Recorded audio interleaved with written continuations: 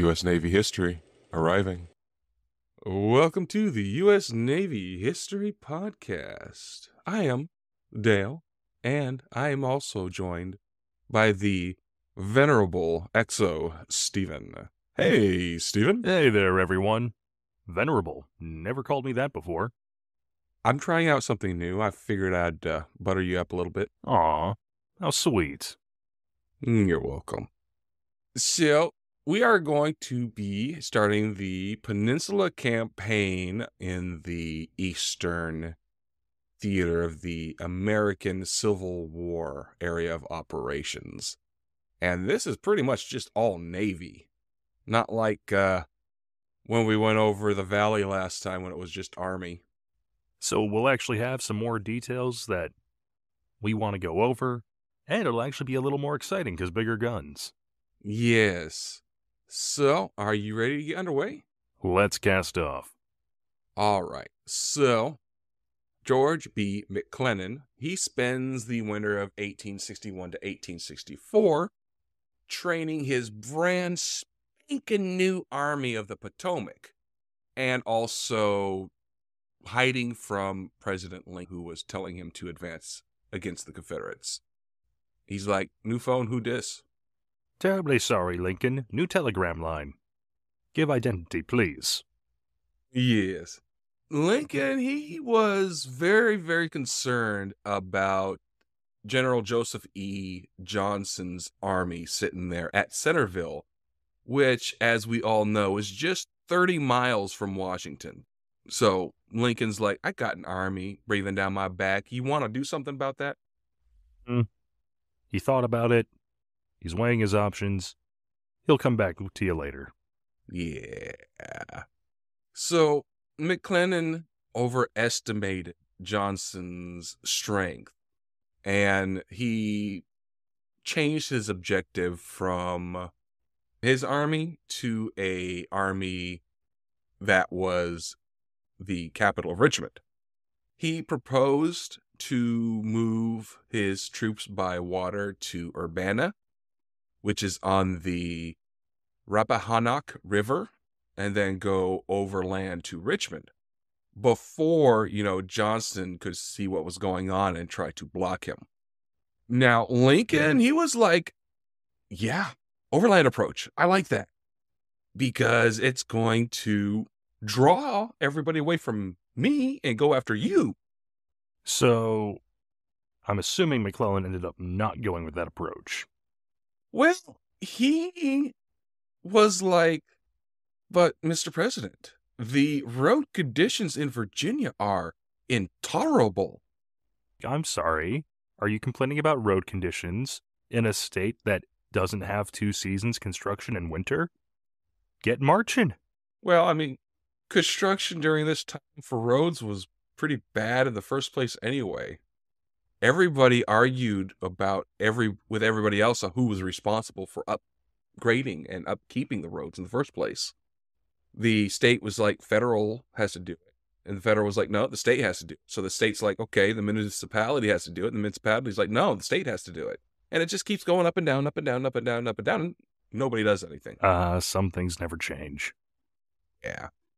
So McClellan also said that he had adequate defenses for the capital, but Johnston would come follow him if he moved to Richmond. So, the plan is discussed for 1 month, 2 months, 3 months, until Lincoln finally goes, okay, this proposal you brought to me in March is adequate, but by the 9th, Johnston, he just takes his army away from Centerville and goes to Culpeper. So this makes McClellan's new Urbana plan impractical. So McClellan's like, well, crap. Well, why don't we sail to Fort Monroe and then up the Virginia Peninsula to Richmond? And Lincoln was like, fine, just, you know what? Your breath stinks. Get out of my office. It's fine. Go. You know what? As long as it gets you out of my office and gets those troops moving, absolutely. Sail, march, ride a horse. Ride your broomstick. I don't care.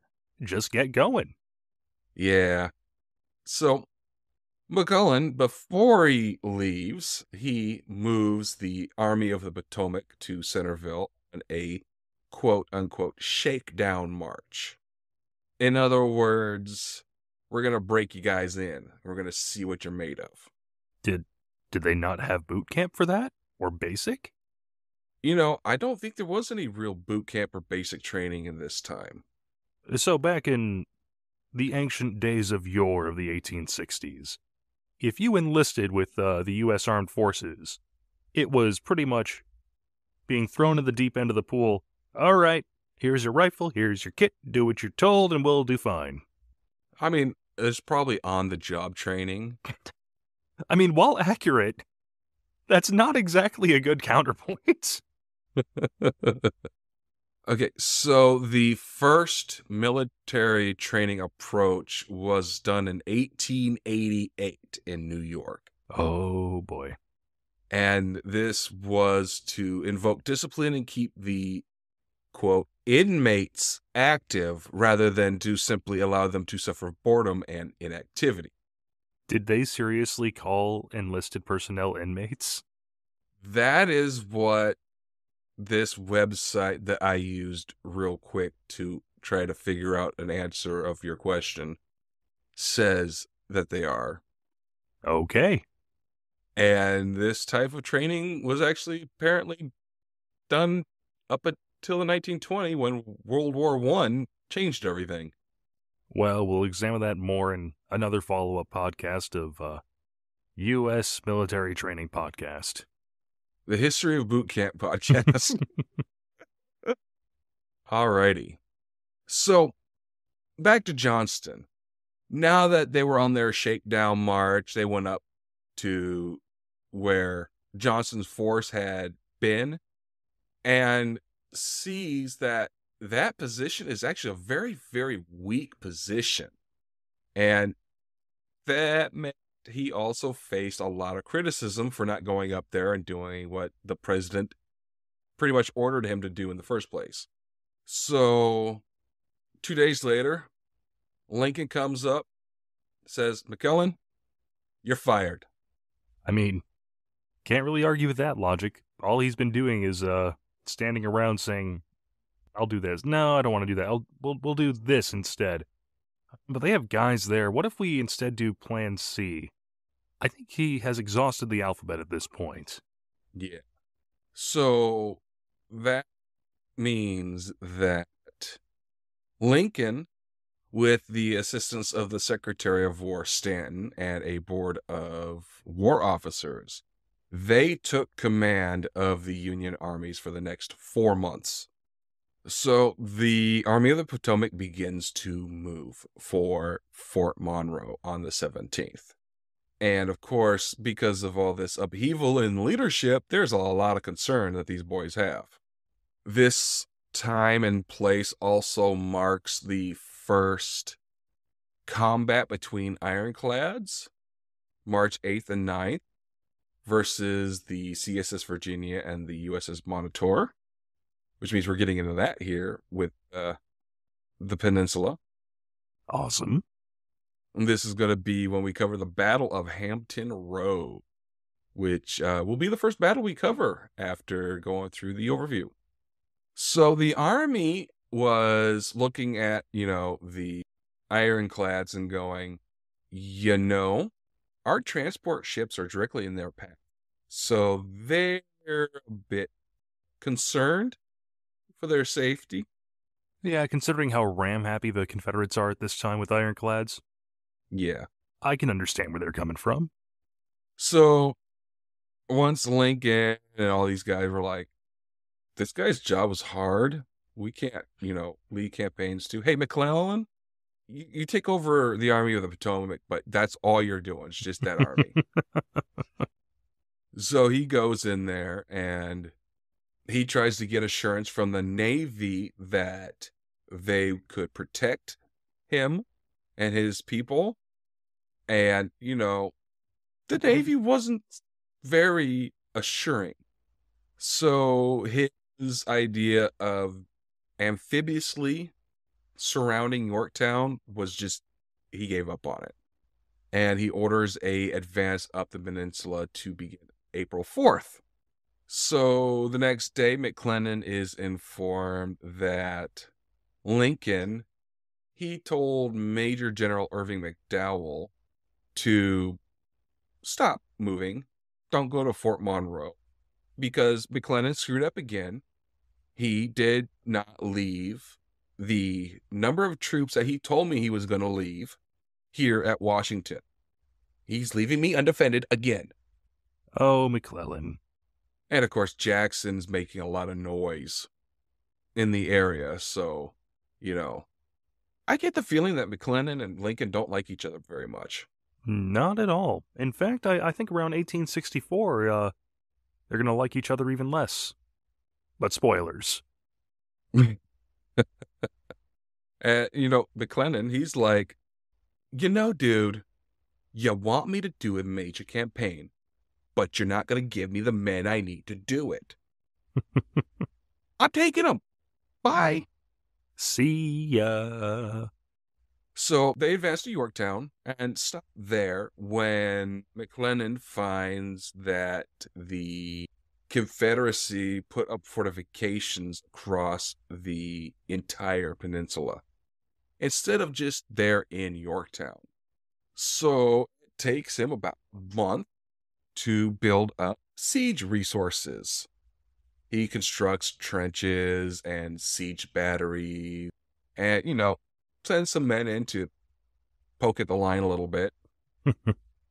And then the siege of Yorktown was ready to go. Johnston, after seeing all of this get prepared and McClellan standing there going, "Time to siege, boys." Johnston, he's like, "My defenses suck. I have no confidence that we're going to be able to hold off a Union assault. So, guys, when darkness comes down, we're leaving." And if I'm looking at this map correctly, it looks like the blue arrows sent the dotted red arrows running back like 10 miles. Yeah. So the blue arrows also seize Hampton Roads and occupy Norfolk, as the blue arrows chase the red arrows up the peninsula in the direction of Richmond. Blue being the Union, red being the Confederacy. I know you know, but I'm just making sure the audience knows that your silliness extends to them. It's called a joke. I know, I was keeping it going. The one-day battle of Williamsburg then takes place around Fort McGuire, about 1 mile east of the old colonial capital, but this was an indecisive battle. Nobody could take credit for winning that one, although I'm sure all of them did. He lost. No, you lost. No, I think somebody else lost. All I know is I won. I'm the winner. So by the end of May, the Union forces had advanced to within several miles of Richmond. But, slowly. McClellan had planned for a huge siege. And so he brings a huge amount of equipment and stores and siege materials. But, moving that amount of stuff on those crappy roads and bad weather. Slow going. Yeah. And of course, McClellan was by nature cautious. So he's one of these guys that are like, should we just sit here? Should we attack? Should we run away? I don't know, guys. Let's think about this for, half a year. Oh, please tell me you're kidding. Well, yeah. Oh, okay, sorry. I mean, at the rate this has been going, half a year, it's not outside the realm of possibility at this rate. Well, to be fair to McClellan, and, we really shouldn't be, he was under the mistaken information that the force he was going up against was twice his size because his imagination and his intelligence that he received from the people who were feeding him intelligence. So let me rephrase that because that sounded really screwed up that I was calling him an idiot. And because of the military intelligence he was being fed. Military intelligence. What an oxymoron. So, in fact, in actuality, he was about twice as big as the people he was going after. Now, Johnston, he was very smart. As he retreated, his forces did deceptive operations. For instance, there was a division under John B. Magruder, and he was an amateur actor before the war. So he was able to fool McClellan by marching small numbers of troops past the same position multiple times to make it seem like he had a huge force. I love it. Yeah. So as the Union draws towards the outer defenses of Richmond, it became divided because of the Chickahominy River. This weakened the army because having to move troops back and forth along front over the water. So McClellan keeps most of his army north of the river because he expected McDowell to come from North Virginia from the south.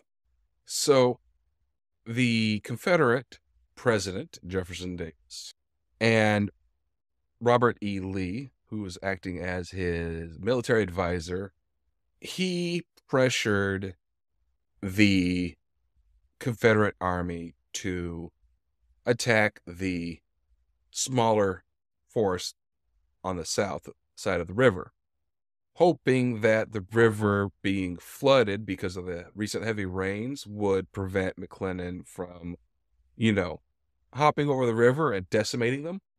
Ended up not working out so great. Well, this becomes the Battle of Seven Pines. As opposed to the Battle of Six Pines. Well, you could say it's also the Battle of Fair Oaks, if you don't want to do the number thing. That's a lot more poetic of a battle name. But this battle happened because Johnston had faulty maps. His Confederate army was attacking uncoordinated, and those reinforcements that he was hoping the river would stop because of the flooding flooded across the river. Oh, dadgummit. The battle, tactically, inconclusive. But there were two strategic things that happened. One, Johnston was wounded, and so he is replaced by a much more aggressive guy. You know the name, Robert E. Lee. I have a feeling he'll be coming back several times over this story. Yeah.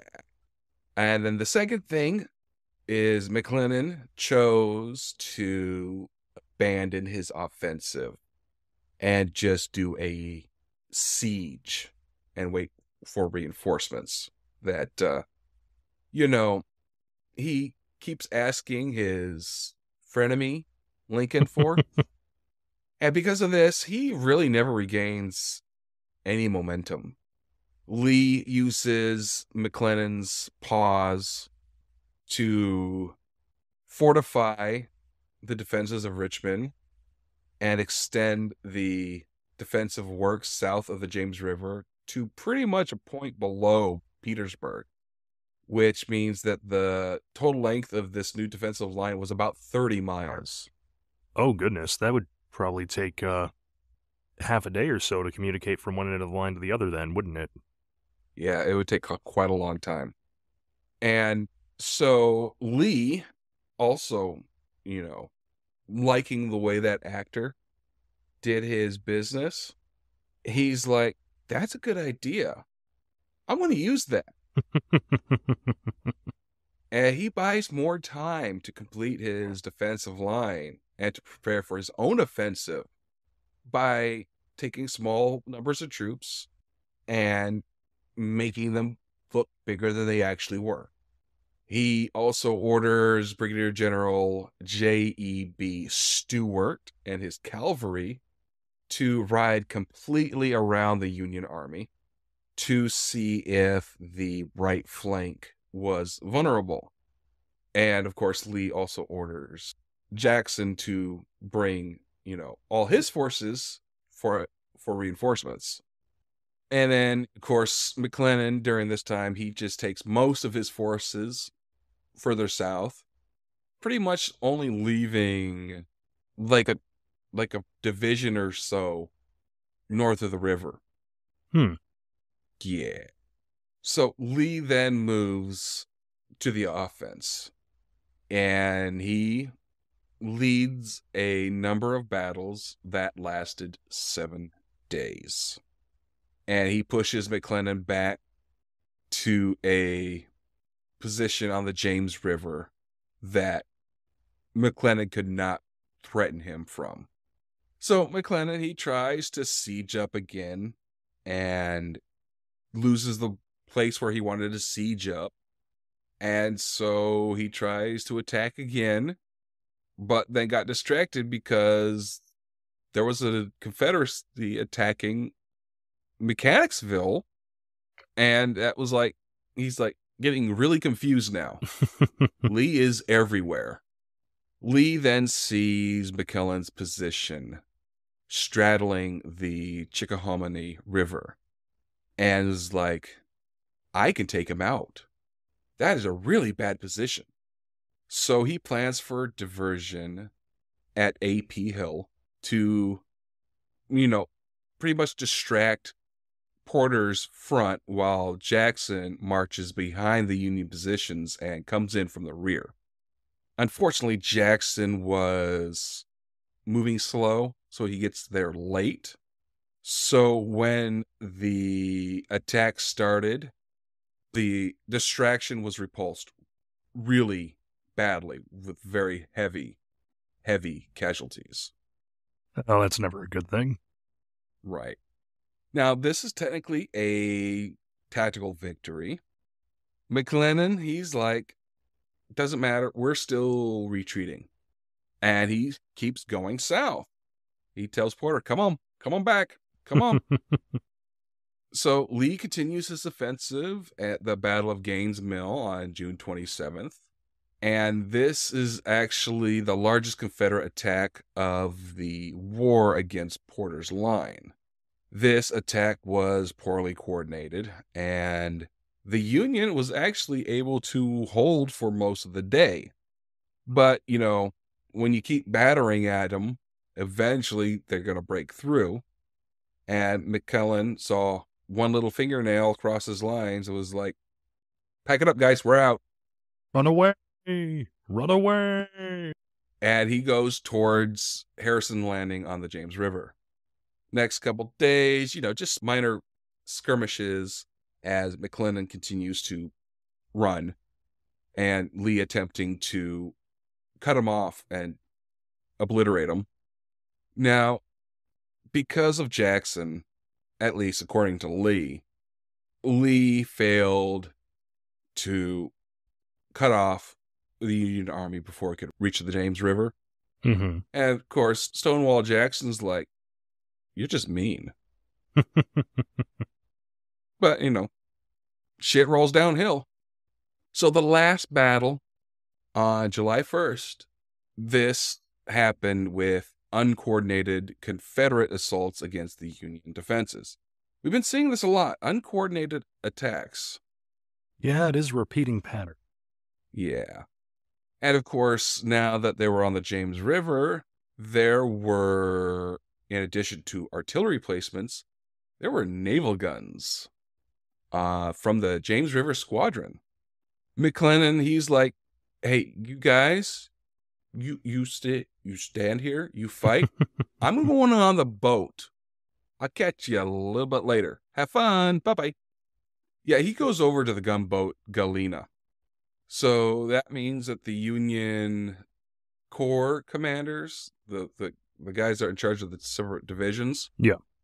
they got to choose their own positions. They got to work together to choose their positions. But of course, none of them got to be the big boss. Well, heavens, no. Only one person can be big boss. And he was hiding on a boat. So this attack by the Confederacy, they suffer 5,600 casualties. The Union, 3,000 casualties. Now, McClellan's just sitting there looking over the rail, peeking with the spyglass, going, okay, what's going on, guys? Ooh. Retreat. Run away. Yeah, his commanders on the ground, they were like, we can totally do this. But McClellan's, shaking back there on the boat. It's like, no, we can't retreat. And they have to retreat back to Harrison's Landing. But, I mean, this was the end of the 7 days battles and the Peninsula Campaign in itself. The Army of the Potomac withdraws to the safety of the James River, protected by, the Navy. And they stay there until August, when they are ordered to withdraw by Lincoln in the run-up to the Second Battle of Bull Run. Now, McClellan, he stays in command of the Army of the Potomac, but Lincoln is pissed. So instead of giving him his old job back, he gave it to Major General Henry W. Welcott as General-in-Chief of the Union armies. So for this entire Peninsula Campaign, the Confederacy suffered about 20,000 casualties out of a complement of about 90,000. McClellan had 105,000, and his casualties were 16,000. So a bit of a meat grinder for both sides. Yeah. Now, the morale suffered heavily because of McClellan. But on the other side, on the Confederacy, even though, Lee did not really have his footing yet as a commander, the morale skyrocketed because, McClellan ran away. And this, of course, emboldened Lee to continue being as aggressive as he could. So that was the Peninsula Campaign. You enjoy that? Well, I didn't not enjoy it. It did sound an awful lot like a meat grinder, as you were saying, just slow, advancing, a lot of people dragging their feet.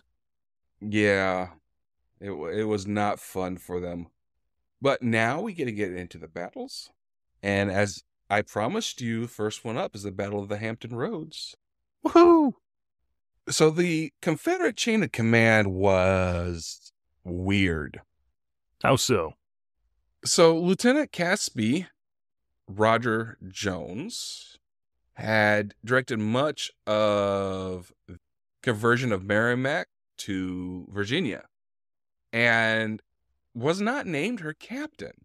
He was disappointed in that. Jones stayed on board the Virginia, but was only her XO, like you. What do you mean only? I provide a very valuable job to this ship.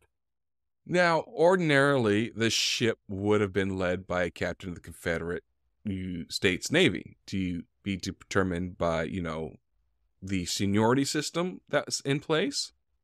But Secretary Mallory wanted a very aggressive man named Franklin Buchanan. Now, there were at least two other guys that had seniority that had applied for the post. But, Mallory, he just appoints Franklin. Like, no discussing it among folks, just like, hey, here you go. Enjoy the job. I believe in you, champ. Yep. Well, he does so in a way. He appoints him as the head of the Office of Orders and Detail, flag officer in charge of the defenses of Norfolk and the James River. This allowed him to control the movements of Virginia. So technically, the ship went into battle without a captain. Whoops. I mean, the XO's there, right? You just said. Yeah, but captaining and, helping run are two very different things. Oh, now comes the backpedaling. So on the blue squiggly side, Command of the North Atlantic Blockading Squadron was the flag officer Lewis M. Goldsborough. Now, he made a plan that he wanted his frigates to engage Virginia, hoping to trap her in a crossfire. Now, of course, this plan breaks down when 4 of the ships run aground, one of them on purpose. Were they worried they were going to be captured, or? I'm sure that monkey see, monkey do. 3 of them did it by accident. The 4th one said, well, since they're doing it, I'm doing it too. That looks fun. Yeah. So on the day of the battle, Gurnsborough was actually gone. He was on the Burnside expedition in North Carolina. So in his absence, leadership falls to his XO, Captain John Marston of the USS Roanoke. So, this was an XO on XO fight. Seems like. You feeling a little bit better now? No, I was going to say this is why you should never leave me in charge, because if I run into another XO, then I have something to prove that I'm better than their XO. Was that what the captains are doing anyway? Yeah, fair point. Thank you. Now, Marston's ship, the Roanoke, this is one of the boats that ran aground. So he's unable to materially influence the battle. And so his participation is often, just whatever, dude. Yeah, you helped. You helped by standing there with your thumb up your butt. And every little bit does help. Yeah, so most accounts say that the guy front and center of this was the captain of the Monitor, John L. Warden. So the battle begins when the CSS Virginia steams into Hampton Roads on the morning of March 8th of 1862. Captain Buchanan, he's like, I'm going to attack as quickly as I can. Now, Virginia has with her the Raleigh and the Beaufort, and is joined there on the James River by the James River Squadron, the Patrick Henry, the Jamestown, and the Teaser. So when they started going past the Union batteries at Newport News, Patrick Henry is actually temporarily disabled because they took a shot into the boiler. Oh, yeah, that's not somewhere you want to take a cannon shot. Yeah, this actually took out 4 of her crew. But she's repaired and then returned to the rest of the group. So the Union Navy had 5 warships and several support vessels. They had the sloop of war USS Cumberland, the frigate Congress. These were anchored in the channel near Newport News.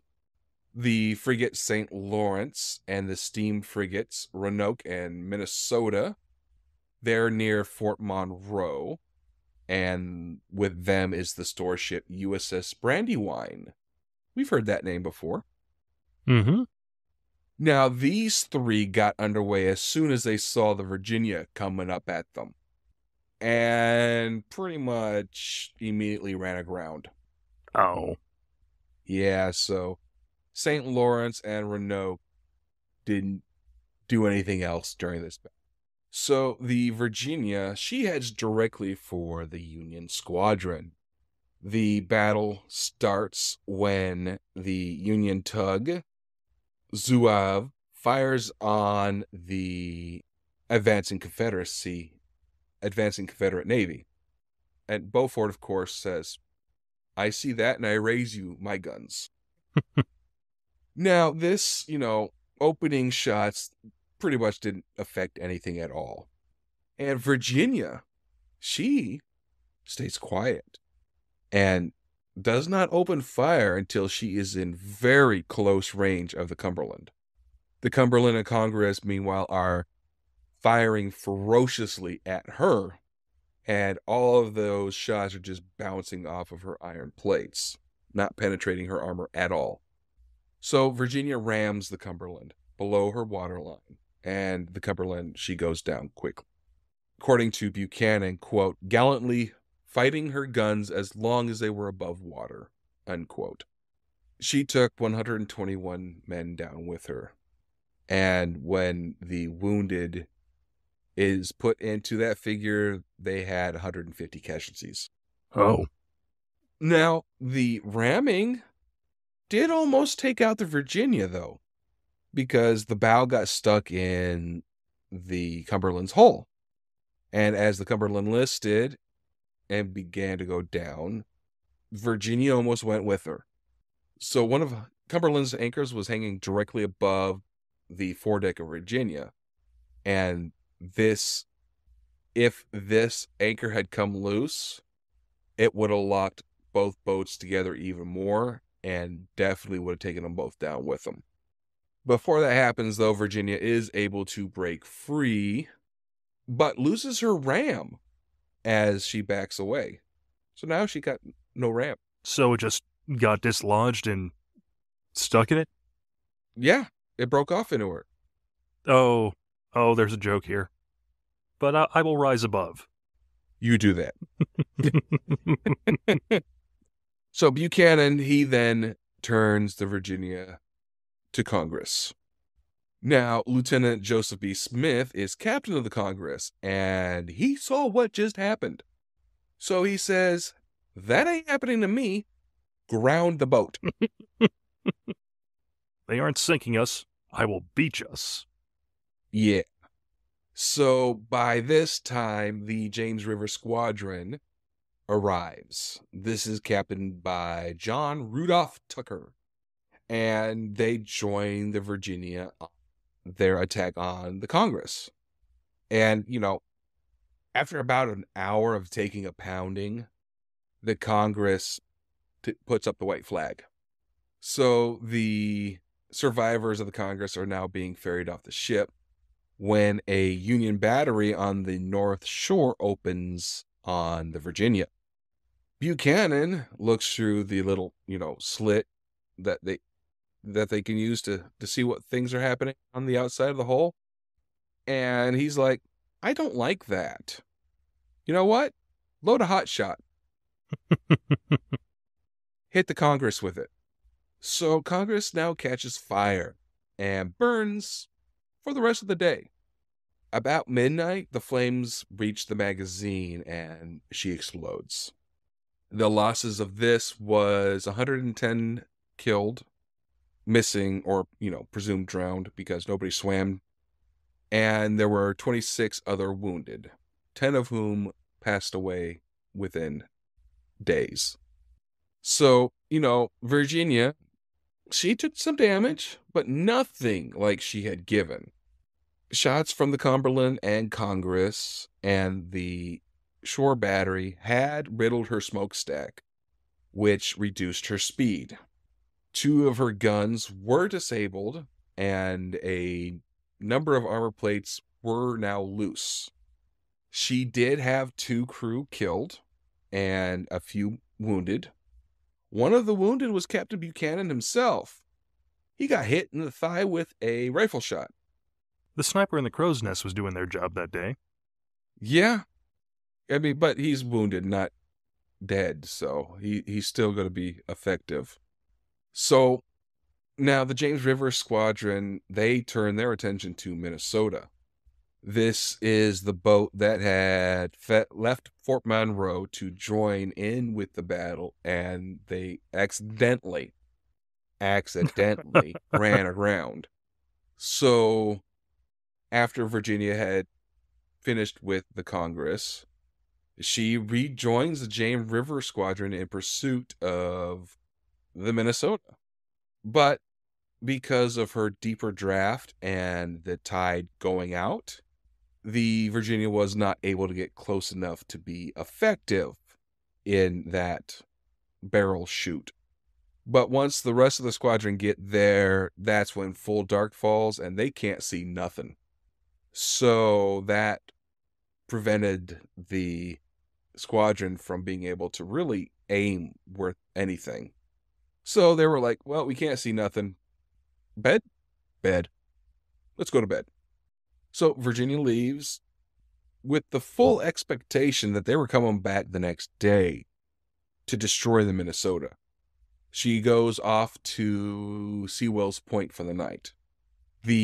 At the end of the day, she had killed 400 to her 2. The Union had 2 ships lost and 3 run aground.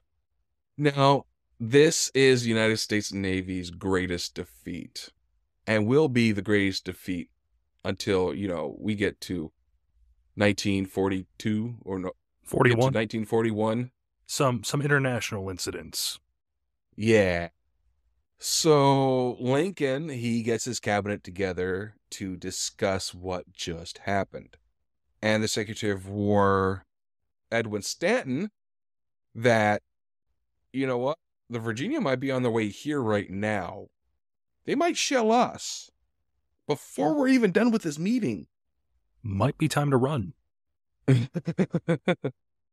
Now, Wellis is there, and he assures everybody that, no, this guy is a complete moron. We are safe because that boat can't even come up the Potomac River. And guess what? We have an ironclad too, and it's heading towards them right now. We're fine, guys. We're good. Are they fine? Are they good? You want to find out? I kind of want to find it. Well, tell you what, we're going to find out next time. Leave me on a cliffhanger, man. We are going to definitely leave you on a cliffhanger because I just glanced over at the recording time and we are at an hour. No. Yes, it just clicked over. Wow, time flies when we're having fun. No, jeez. All right, so we are partnered up with Hero Cards, where we honor one of our fallen heroes after every episode. So today we're going to honor Manuel Reyes Denton of the United States Navy. He was born in San Antonio, Texas on June 18th, 1941.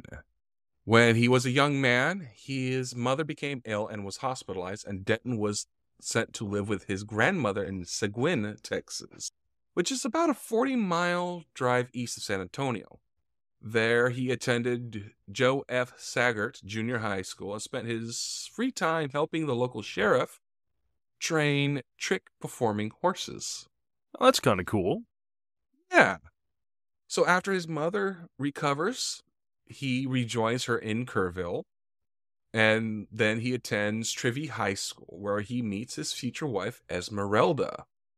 So Manuel enlists in the U.S. Navy and graduated from Field Medical Service School in December of 1962, where he is trained in emergency medical treatment under combat condition.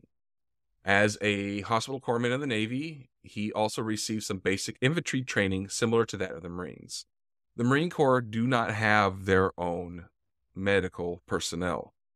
The Navy is their medical personnel. Really? Yes. So wherever the Marines are, there's going to be a corpsman with them, and that's a Navy corpsman. I did not know that. Yes. So he's assigned to Fleet Marines Force Pacific, 1st Marines Air Wing, Marine Air Base Squadron 16, HMM Attack 361. He held the rank of Petty Officer 3rd Class. Now, HMM Attack 361 was a U.S. Marine heavy helicopter squadron known as the Flying Tigers, based at the Marine Corps Air Station in Miramar, San Diego, California. In Vietnam, the squadron flew dangerous missions, often in combat conditions, in a UH-34D Choctaw helicopter. On October 8, 1963, Denton's helicopter with a crew of 6 was sent into an area 43 miles west of the city of Da Nang in Quang Nam Province, Vietnam. They were part of a S&R mission, search and rescue, for 2 downed pilots. Under intense enemy ground fire, Denton's helicopter was hit and went down.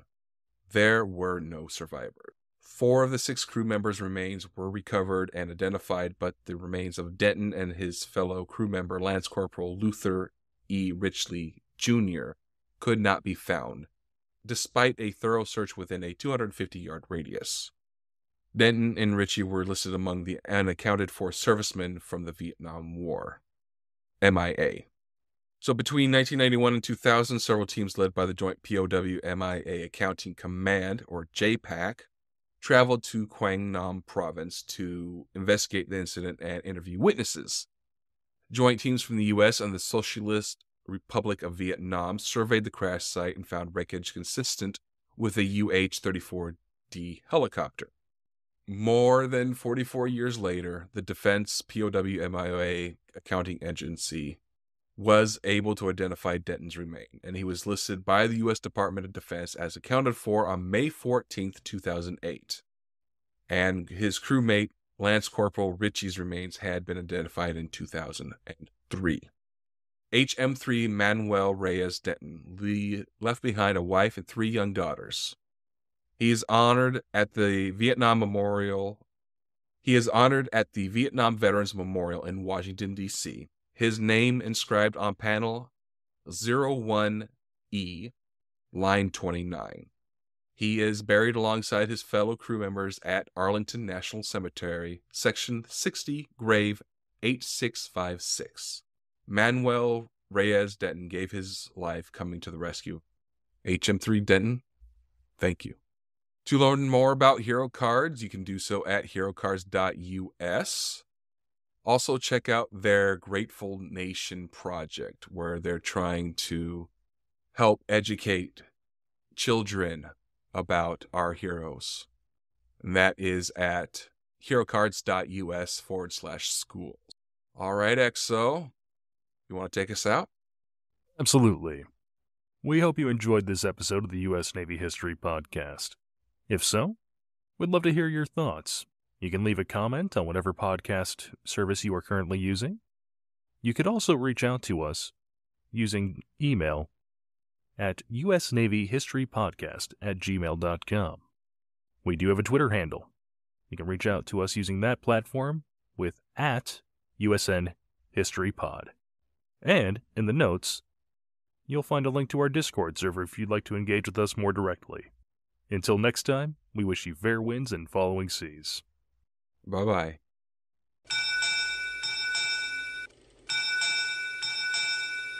U.S. Naval History Podcast, departing.